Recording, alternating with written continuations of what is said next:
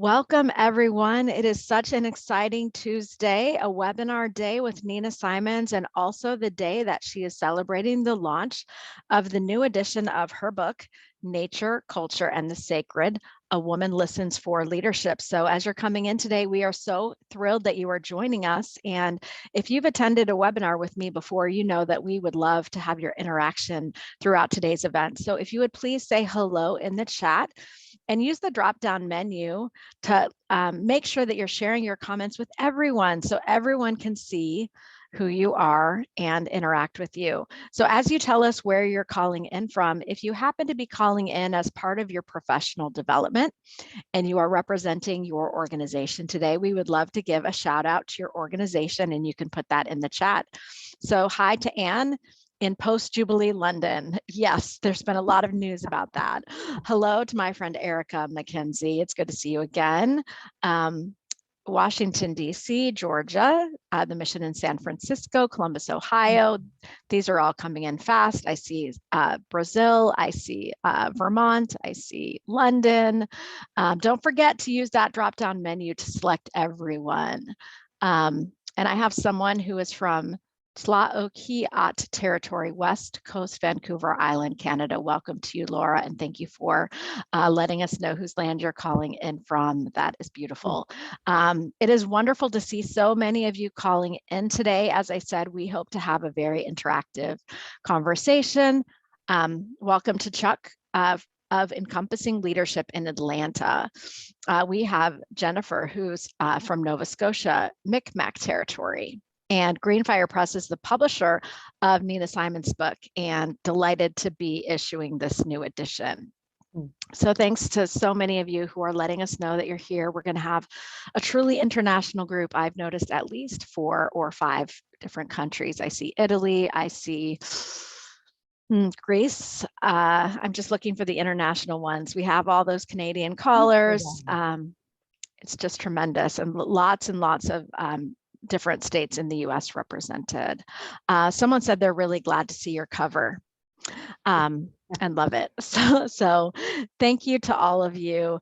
And before we dive in today, I want to let you know about a few technical considerations for today's event. We are recording this session. We will make the recording available to you, and you would be free, of course, to share the recording with your friends and colleagues who might benefit from the content. We also would love to interact with you throughout the session in the chat. And if you want to put any questions, we will take those questions later on in the broadcast after some formal conversation with Nina about the core concepts in her book. So you can feel free to put those questions in at any time. And before I introduce Nina, we would love to get a sense of what leadership issues are facing you in your organization right now. And so I'm going to share a poll with you. And we have 3 specific areas, and we'd love to know which of these resonates most with you so that we can direct our comments accordingly. So of the leadership issues facing organizations today, choose the one that is most present for you right now. And the choices are gender and racial equity, diversity and inclusion, and organizational change. And I will end the poll when we have some additional participation. And we'd love to know what's present for you. If there's something else on a leadership topic that's very present for you right now, you could go ahead and put that topic in the chat as well. And we would love to hear that from you. So thanks to those of you who are answering the poll. And so far there is one clear winner, and I'll be sharing that one with you in just a moment. So thank you to those who are participating.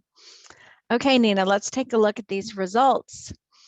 So what I see is about 48% of you, what's most present for you is the topic of organizational change. About a third of you said diversity and inclusion, and about 17% mentioned gender and racial equity. So we may touch on all these topics as we go today, but it's helpful to get some grounding about what's important to those of you who have chosen to invest this time with us today. So thank you.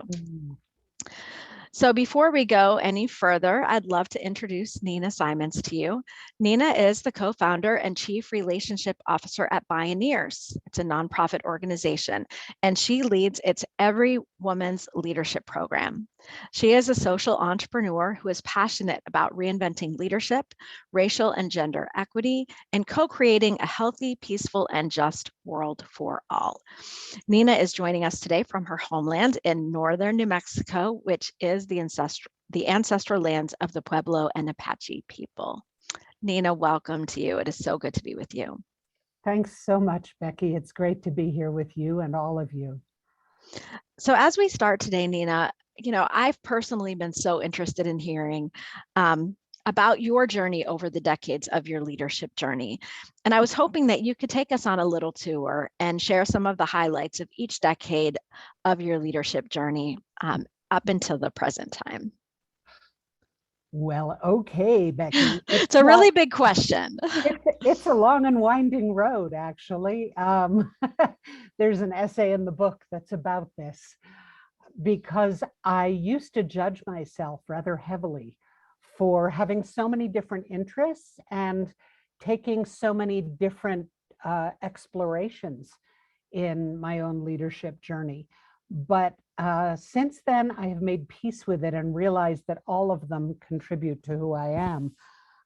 I started out with a fascination with theater because I thought it was the best way to reach people's hearts and minds and to help transform culture. And the kind of theater that I really cared about, I called transformational theater, which several decades later, I realized is another way of describing what Bioneers does. But at the time, I discovered how hard it was going to be to make a living at transformational theater. And so I got rather discouraged, and I managed restaurants in New York where I had grown up. And I studied with a spiritual school called Eureka, which was founded by a Bolivian mystic. And as someone who had grown up without any formal religious training or affiliation, I was elated to discover this resource, which he had actually traveled the world and really studied ancient traditions and culled some of the best practices from all these different sources.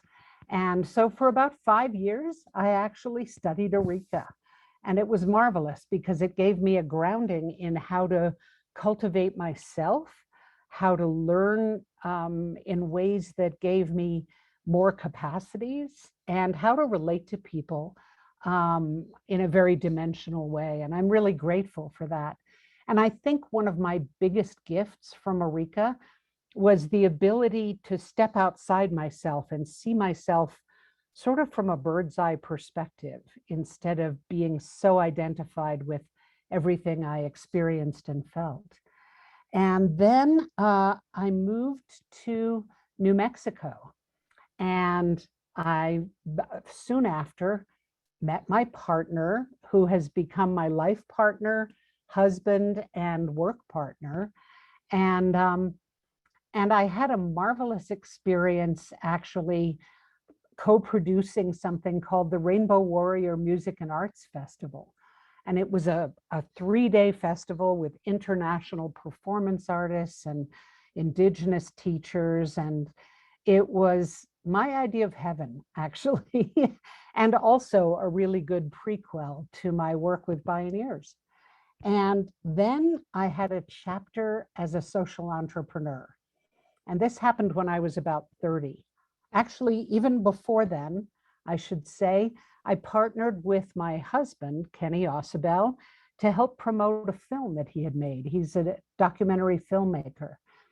And he had made a film about alternative cancer therapies. And at first I thought, well, what does that have to do with me?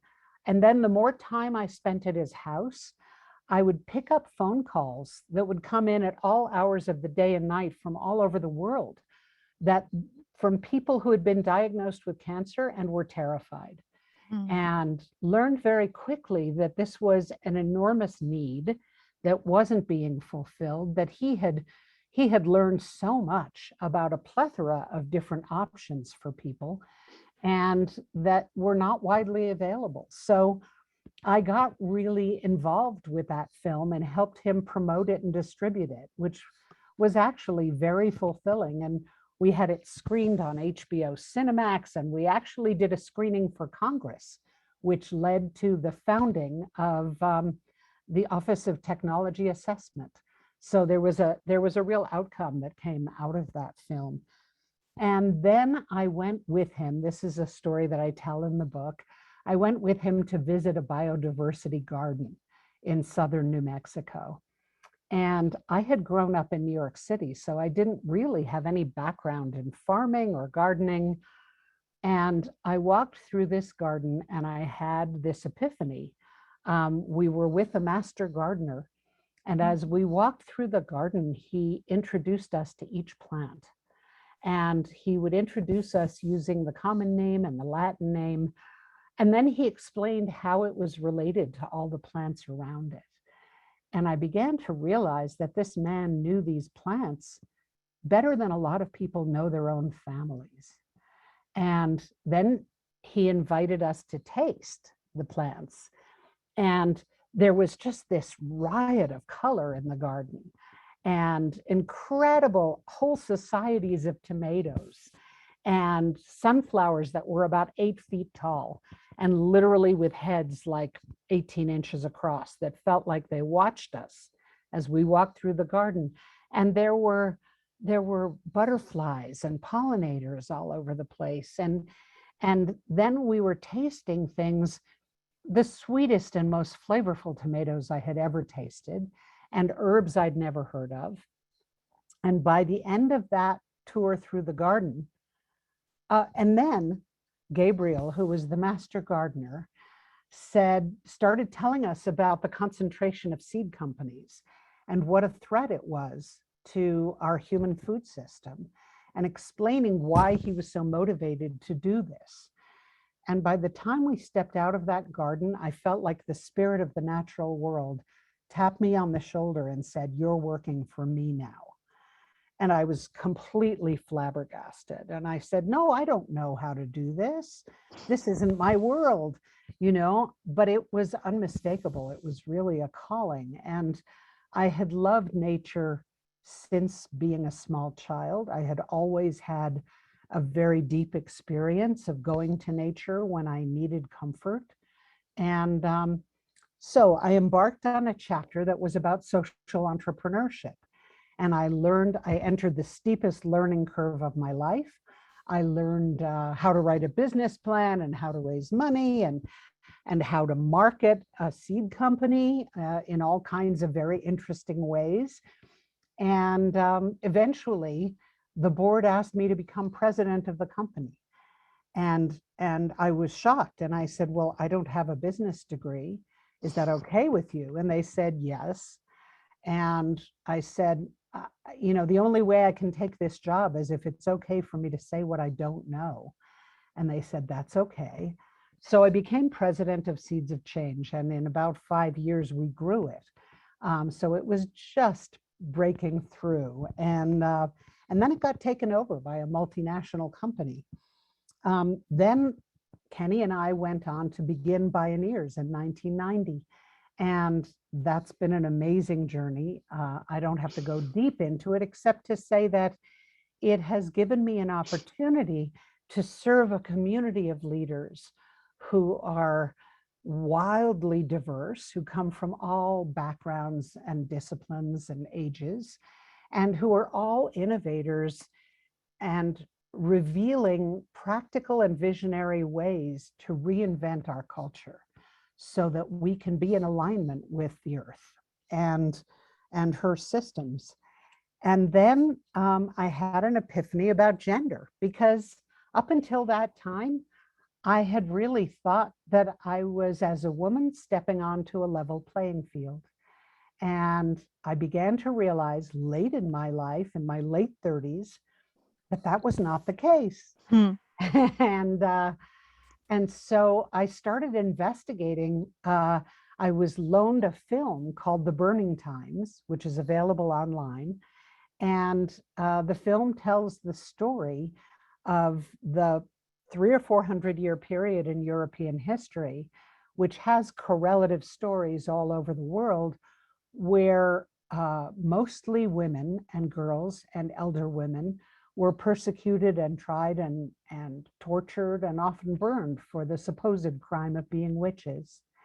And I was gobsmacked to learn that 7 generations of children had witnessed this systemic persecution of women, of their families, and that in many ways, I think the seeds of seeing women as fundamentally competitive may have come from that time. And it really caused me to dive into a body of research where I realized that all the systems in our world had really flipped during that time. The economic system, the land-based system, systems of healing and education. And so I realized that being a woman was in fact affecting my own experience of leadership. And I worked with 2 other women facilitators to co-create a 7-day retreat, an immersive retreat for women who were change makers in a variety of disciplines. And for about 15 years, we convened women to have that experience.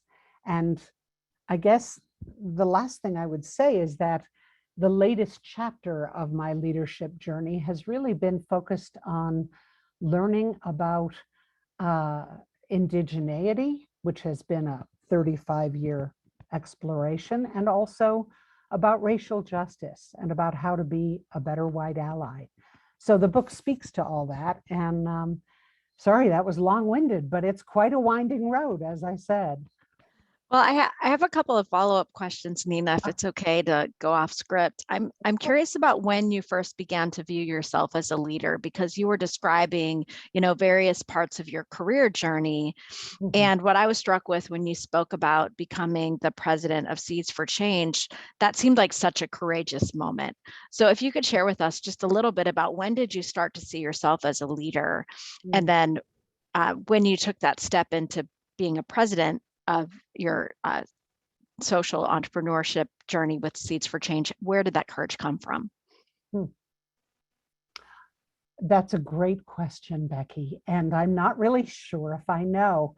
I think that the courage came from the depth of my commitment. The whole time that I was working for Seeds of Change, and I left out a whole chapter where I was working in the corporate world with Odwalla, and I was a leader in that capacity as well. But I think it came from my love and devotion. My whole time with Seeds of Change felt like I was serving the highest purpose I knew how to serve. And it made me tireless and it made me courageous. Thank you for that. So you started to reference this shift that happened when you started to view, the different way that women are received as leaders. But I'm curious if you can talk a little bit more about that initial prompting to explore the reinvention of leadership, including leadership and its relationship to gendered roles and conditioning. Sure. When I turned 40, I was acknowledged by a magazine that's no longer in print, but Utne Reader acknowledged me as a leader. And so I was honored in this article, and I found that I had a very mixed reaction to it. I knew that I should feel flattered, but mostly I wanted to deflect it, and I felt like I hadn't earned it. I had a very mixed reaction, and I also felt like it made me a target in a way that I did not want. And so, but because of Bioneers, I knew that we are living in a time where everyone is called to be leaders. And so that disconnect really weighed heavily on me. And I thought, well, if I don't like being called a leader and everyone needs to be leaders, then what's wrong with this picture? And I began to realize that I had inherited all these definitions around leadership that were not aspects of myself that I aspired to grow. Things like being bossy and being a dominator and being egotistical. And there were all these associations that I had. And once I started doing the Cultivating Women's Leadership trainings, part of what I experienced was that every group of 20 women that we would work with, we began them by exploring how the women saw themselves. And none of them saw themselves as leaders. And we had selected them because they were leaders.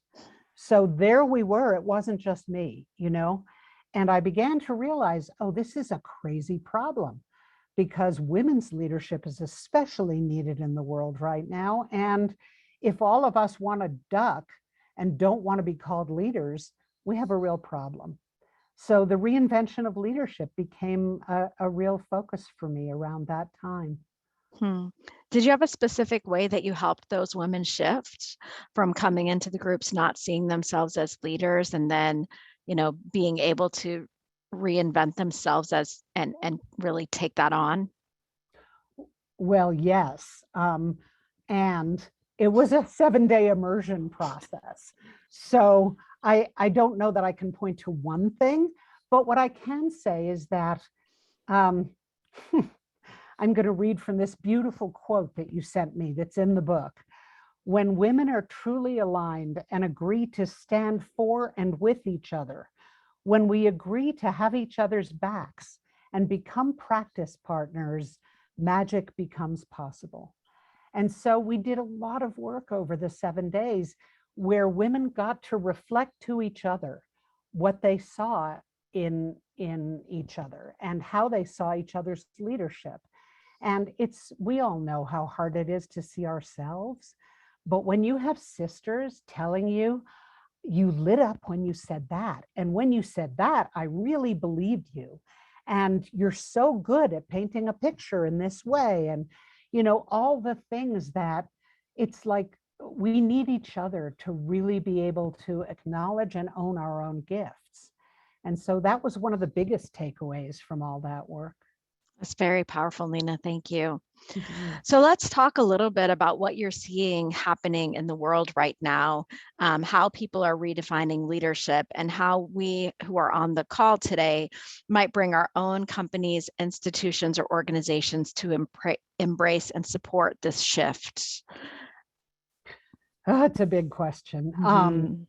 Well, and I want to add a PS to that last answer, which is to say, I'm not sure anymore whether what I said earlier about cultivating each other's leadership is only true about women. In fact, I suspect it's true about everyone. And that this is part of the redefinition of leadership is, I see leadership now as being coming from the heart. It's sort of like what I said earlier about my own leadership, was that because of my devotion and my passion for what I was doing, it gave me courage. And I think that when we serve that which we really love, it strengthens us. And so let's see. I mean, part of what we did over the course of those workshops was to have everyone sort of surface the qualities of conventional leadership, which is really a patriarchal model of top down, one person on top. And, it tends to be someone who often puts other people down, who is invested in a winner take all kind of paradigm, who likes to take credit for things and doesn't like to give credit to others. And in many ways, the role of leader is conferred from the outside in. So it comes from a title or an inheritance or a degree. It's from the outside in. And what I found when I did my first book, which was called Moonrise: The Power of Women Leading from the Heart, was that the leaders I most admired were the ones who led from what they loved and from the inside out, and they led collaboratively. They led from a win-win model. They led with a real acceptance that they didn't have to know everything, that they kept their egos in check, that they were more interested in lifting others up than in winning. And so what I'm seeing right now is that collaborative leadership is on the rise everywhere, and it's so important. And I think in terms of organizational change, it's one of the things that we're working on with Bioneers is, how do we further distribute the leadership among everyone so that everyone feels that they have the authority to disagree, to voice their opinion. There may still be one or two final decision makers, but how we want to encourage everyone to bring their whole selves to work. And I think, there's a marvelous book called the Athena Doctrine, and you can look it up. Actually, they have a good website, and it's two researchers who researched people all over the world, and they did a really big sampling. And what they found was that 67% of the people that they surveyed said that the world would be healthier, safer, and kinder if more people led like women. And I think that's a really important observation. And it's huge affirmation for, what we all intuitively know. That's very powerful. So there was a question that came in from Emily that I want to go to now because it so resonated with me when I read it in the chat. So thank you, Emily. She said that one question that she has is she gets identified as a leader because she brings positive energy, which means that she gets asked to lead a lot of things that she doesn't necessarily have the capacity to put her energy into. So as a leader in this new world, particularly if we need to lead from our passion and from our heart, how do we create boundaries so that we can use our energy for the work that really calls us? That's such a great question, Emily. Thank you. I think it has to do with lifting our own sense of self-worth, which is a lifelong project. So that, honestly, because I find I am still peeling away layers of conditioning that tell me I'm not good enough, I'm not smart enough, I'm not, whatever, fill in the blank enough. And so that we value ourselves enough to say, what is mine to do? And when someone invites us, because I'm finding the same thing, Emily. I mean, I'm getting asked to do more than I can right now. And it's very hard for me to say no. And also what I found is as women, we have a very strong cultural conditioning to serve the needs of others.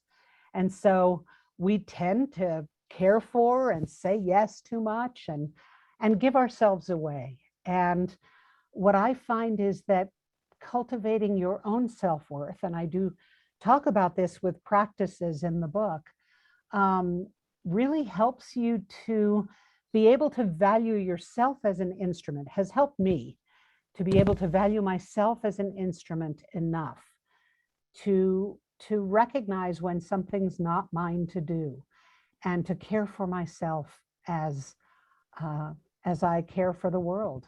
And in balance, I feel like we're in a time of such two-handed offerings of holding the grief and the loss of this time at the same time as we're holding the joy and the engagement with this time.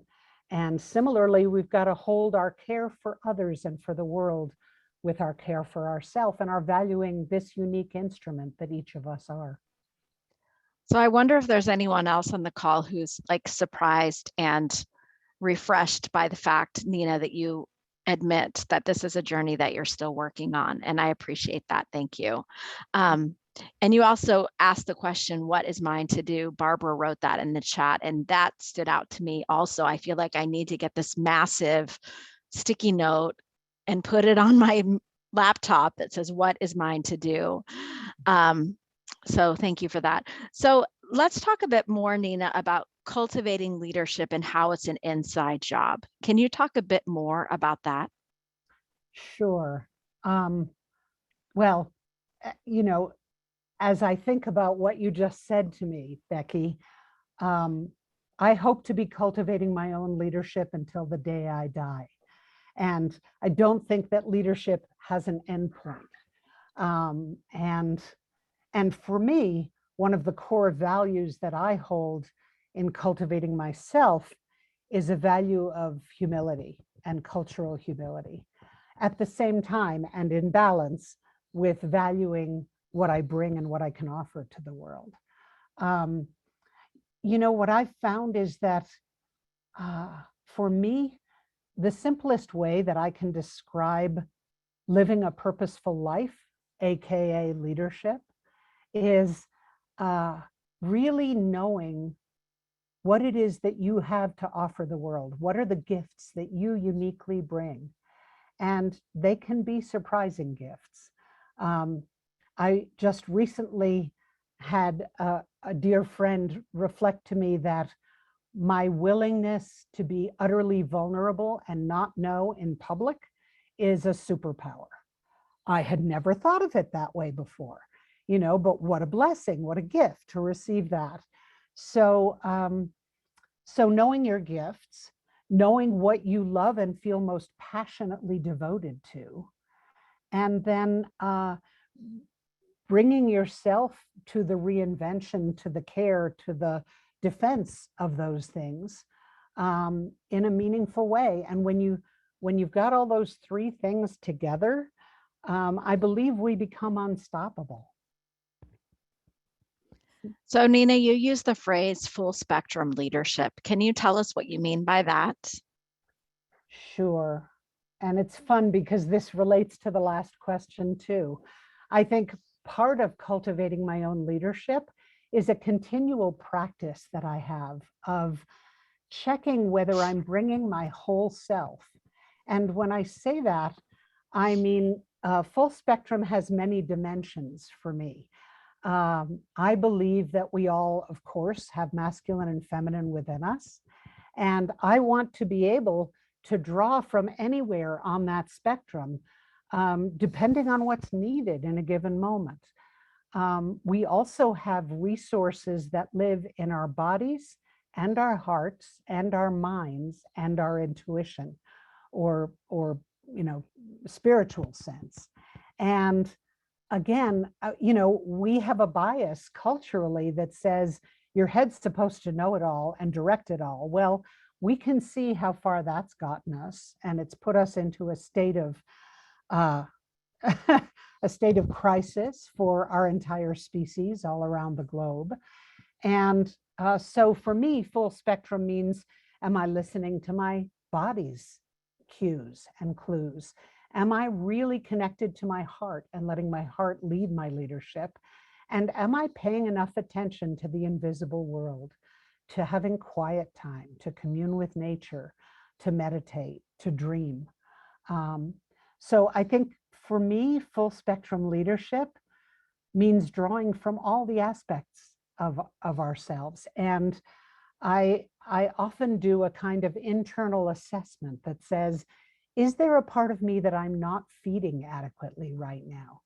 And what I know from years of experience is often it's things like exercise or dance or creativity. Those are some of the ways that I tend to shortchange my own needs. And so full spectrum leadership means tending to my own needs at the same time as I'm tending to the world's. That's really helpful, paying attention to all the various parts of ourselves as we lead. So in the book, Nature, Culture, and the Sacred, you also speak to how we change best and fastest in community and how transforming the culture of a business or organization is necessary to elicit the greatest work, fulfillment, and loyalty from a team. So tell me what that looks like practically. And if you have any examples from Bioneers, I'm sure that we would all love to hear them. Sure. Well, it does speak to the poll at the beginning and everyone's interest.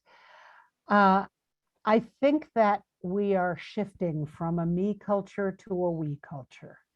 And I think that that's part of the kind of big picture transition that we are in as a civilization. And So what I find is that when we, one of the big lessons from cultivating women's leadership was to put relationship before task. And part of what that means is when we have staff meetings, especially throughout COVID, but all the time, I find it's really important to ask and listen for how people are. And to really invite their whole experience as a human being into the work environment, not ad nauseum and not in a drama way, but like, I do want to know how you are with your family. I do want to know if you have a particular challenge with a health issue or something that's come up. And what's evolved from that is a team at Bioneers that really cares about each other. And also, we have a very rare amount of longevity among our team, very little turnover. We have a leadership team within Bioneers. Kenny is the CEO and I'm the chief relationship officer, but there's a leadership team who are wonderful. And they came up with the idea of gifting our team an extra 2 weeks off this year and next year because of the strains of COVID, besides their earned vacation time, besides their wellness days. And so there's a quality of generosity that is reciprocal. And I find that when you are flexible with people and caring about them and really invite their participation, then you have a much more loyal team and you get better work out of everyone and everyone enjoys it more. I mean, really, work needs to be a place where we all feel fulfilled and have pleasure in what we do, because life's too short and it's a gift to be alive in this time. So that's what I would offer. Sure. So I saw a question come in that seems like a follow-up to this conversation. Nina Muffet is wondering if you can give some examples of the shift from a me culture to a we culture and how you see that showing up. Sure. Well, let's see. Yes, in the nonprofit world in the US, one of the things that I'm seeing is that more and more people are shifting from a singular executive director who's in charge of everything to multiple co-directors. And what I find is that, and of course, there's a correlative in the corporate world and social entrepreneurship, but the old role of executive director was impossible. It was, it required a level of self-sacrifice that was untenable. And the turnover rate in the US for executive directors was something like 2 or 2.5 years. Well, that's crazy. And now I'm seeing 3 co-directors for an organization that I really admire, and they're multicultural women. And, they all have their areas of purview, but it isn't on one of them to hold it all. And I've known over the years, as we've interviewed for executive director roles, that finding someone who was good at the external work of representing the organization and speaking and fundraising, and someone who was good at management was very rare. So why not split up the roles and share the responsibility and also be able to have each other's backs so that when someone needs a break, you've got coverage. What a great thing. I think it's happening in the electoral world. I think that there's a lot of grassroots organizing that's happening in a very distributed leadership way. And a lot of it also has to do with treating people with basic human respect. I think, again, we are products of cultures that have taught us a lot about relating through hierarchy and not as much about relating with kindness and compassion. And I think that's what's needed right now. So I don't know if that's enough examples, but if you look up the Athena Doctrine, you'll see lots more. No, that's really helpful, Nina. So what I want to let folks know is that we're going to shift to a time of taking some questions from those of you who have been attending today. And I've noticed already that these ideas of compassion and kindness and wholeness and generosity and flexibility and caring and inclusion, they're really resonating with those who have attended and are participating with us today. So if you have some questions that you would like Nina to answer, I would love to take them. And I do have one from Colleen. She's wondering what the secret sauce is for truly bringing inclusion to an organization while creating, a diverse team. It's a big question. Secret sauce. Mm-hmm. Well, first of all, I have to say, I'm not sure, and I'm still working on it. But what I would suggest is actually learning about each other's stories. We have a diversity and inclusion statement with Bioneers that we had a whole team work on. And it's very helpful because, again, one of the things in this shift from a me to a we culture is I sometimes quote a teacher of mine, a Native woman named Jeanette Armstrong, who says, the most valuable perspective that anyone can bring me is a perspective that's 180 degrees opposed from my own. And the reason that's so valuable is because it requires me to widen my framework to be able to include their perspective. And I thought, now that is medicine for our culture. What if we all related to difference in that way? And I think there's a certain hubris that comes with white supremacy culture, to be blunt, and an arrogance and a belief that we know better. What I've found is that learning people's stories and creating space to actually share those identity-based stories is really important, because none of us knows anyone else's journey. And with people having emigrated and refugees, and I mean, we all have such different identity stories, and including gender fluidity and abilities and all of those things. It feels really important to me that people know each other's stories in a really personal way and take the risk of sharing them in a work environment. So that's what I would offer for now.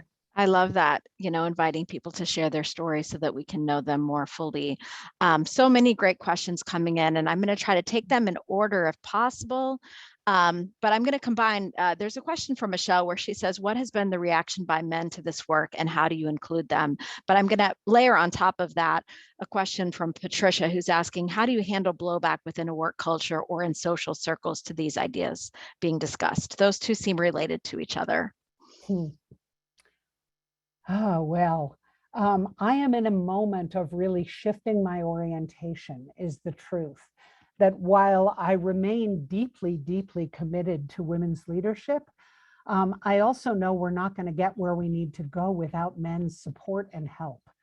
And it's inclining me more to talk about masculine and feminine within all of us and to invite more men into that dialogue.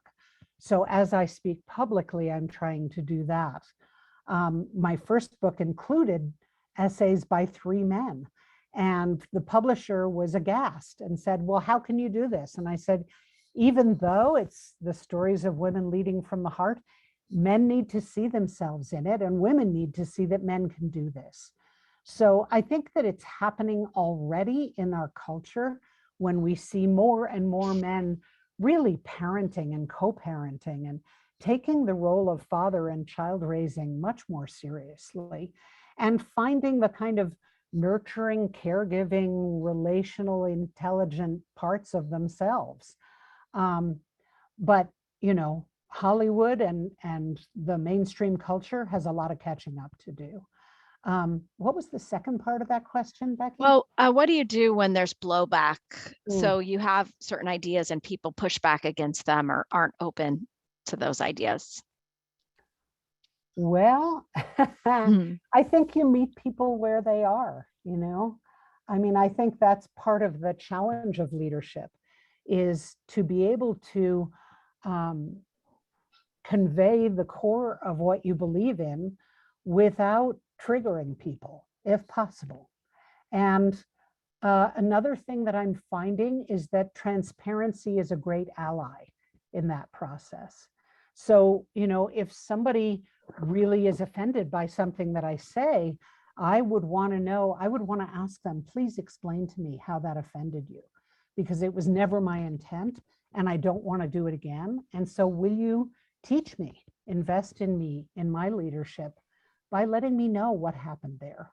Um, you know, I think one of the most important things for us all as leaders to embrace is the value of turning towards conflict, which is not an easy thing to do.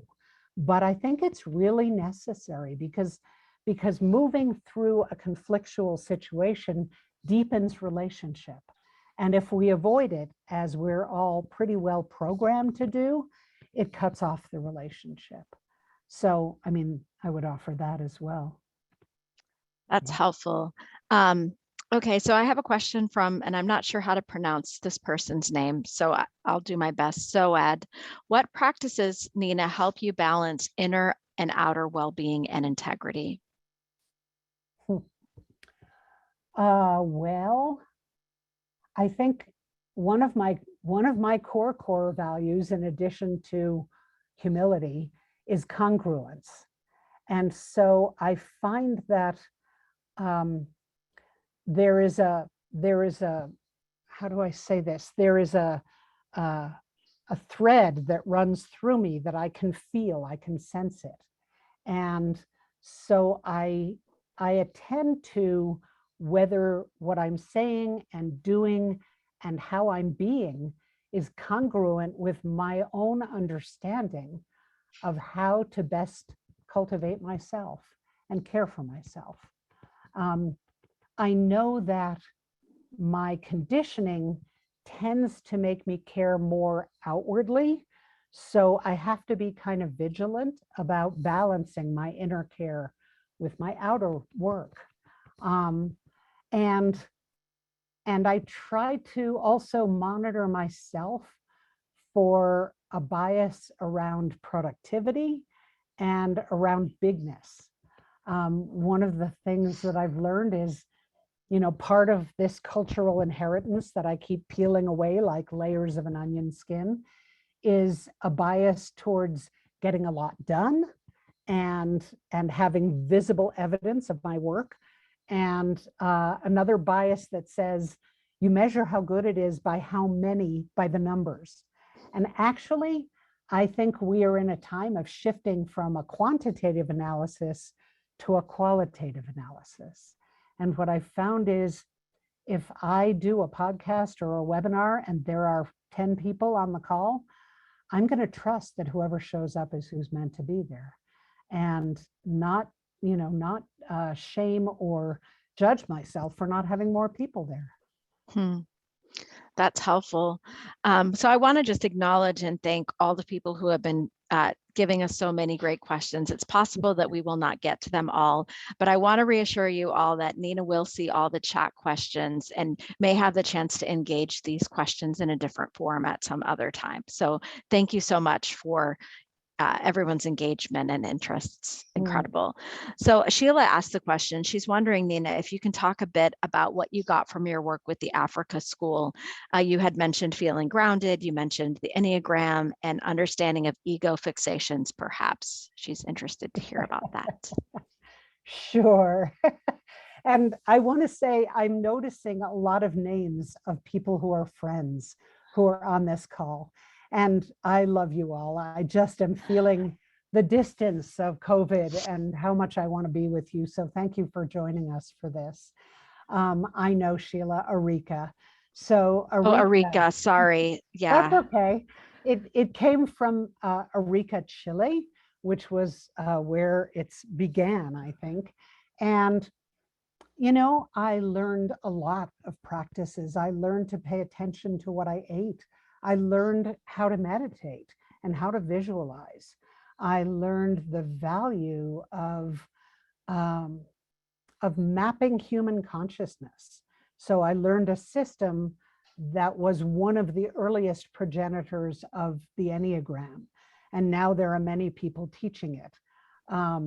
But it's a way of mapping the human psyche that describes places where we each have our greatest strength and our greatest weakness. And it also describes how we all have all 9 points of the Enneagram within us.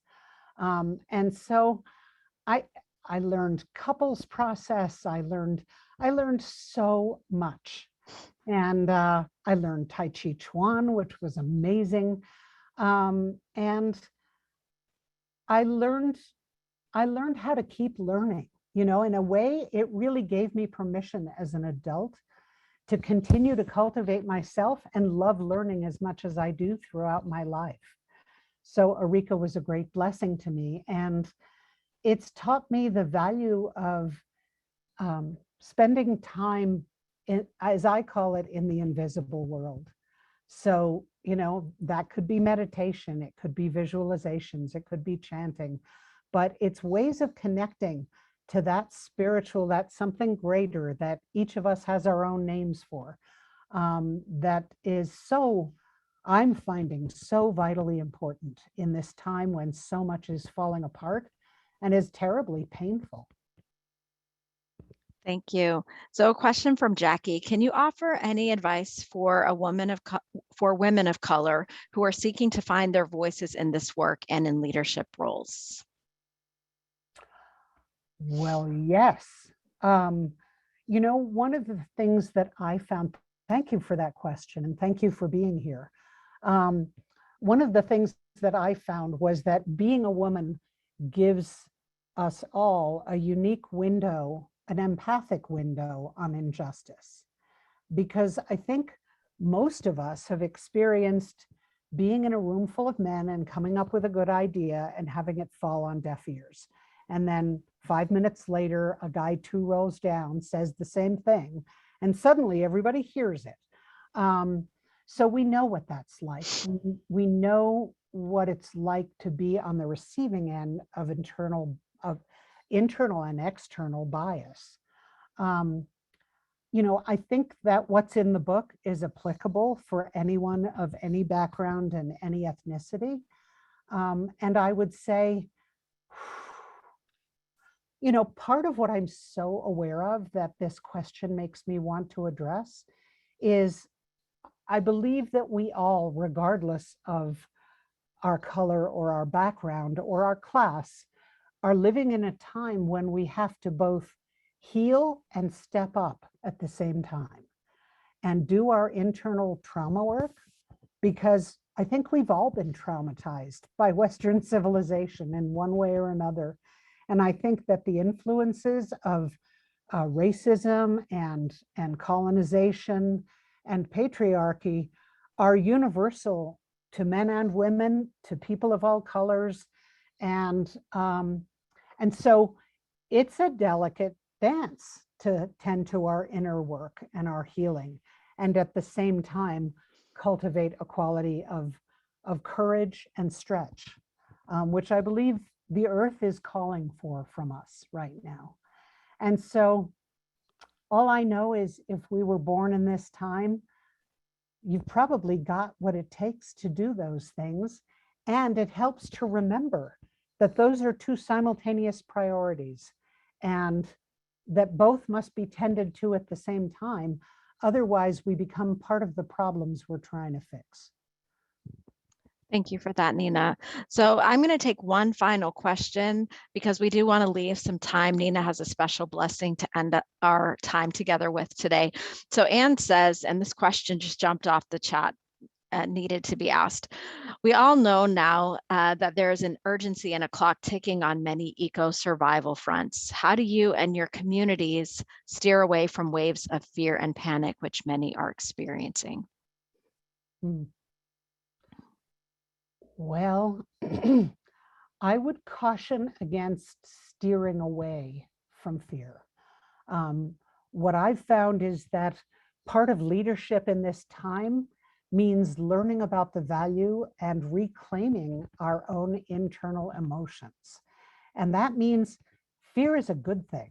Fear can be a good thing. When I realized how fearful I was about talking about how much I love nature, I realized that I had to talk about it. I was afraid that if I told people the depth of my devotion, they'd think I was crazy.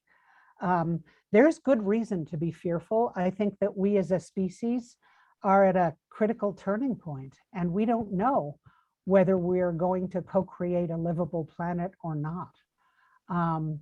But we are facing that. And what I find is that feeling the fear is good because it's a tremendous motivator. Panic isn't necessarily helpful. Finding others, this goes back from a me to a we culture.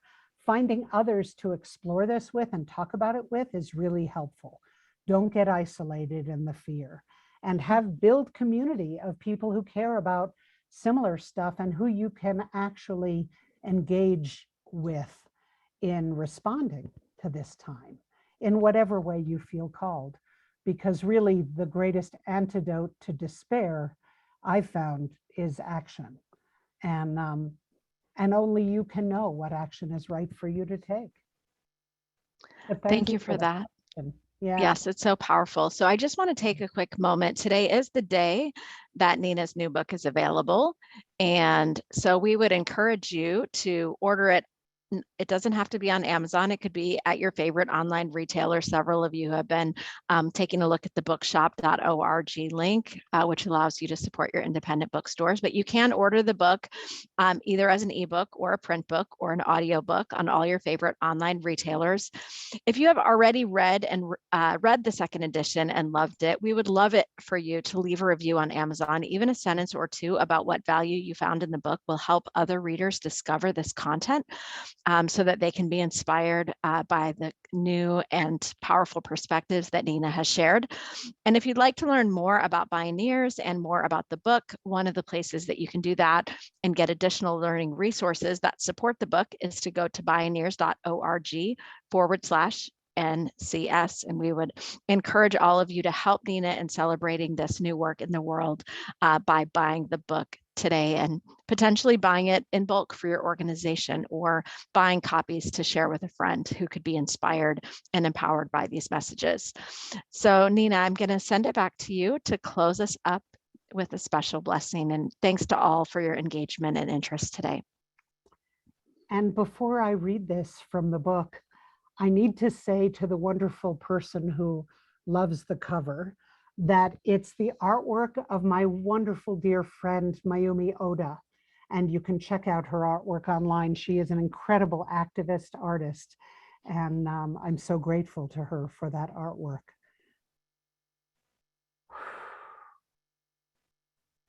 May we have the humility to listen for guidance from the land, from our ancestors, and from our bodies and hearts, as well as our minds, our dreams, and our intuition. May we have the wisdom to hear it and act upon it, even if it comes from the least expected or most surprising places.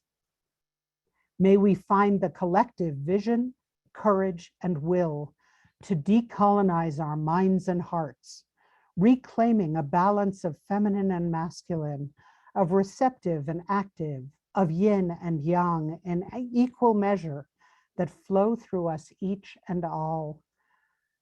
May our partnership with the land, our Mother Earth, Gaia, and the sweet and salty waters that flow in her veins, the winds and clouds that caress and bathe her, and the fires that cleanse and restore her vitality, and our kinship with all the creatures large and small who share this sacred home become our devotional long-term relationship practice.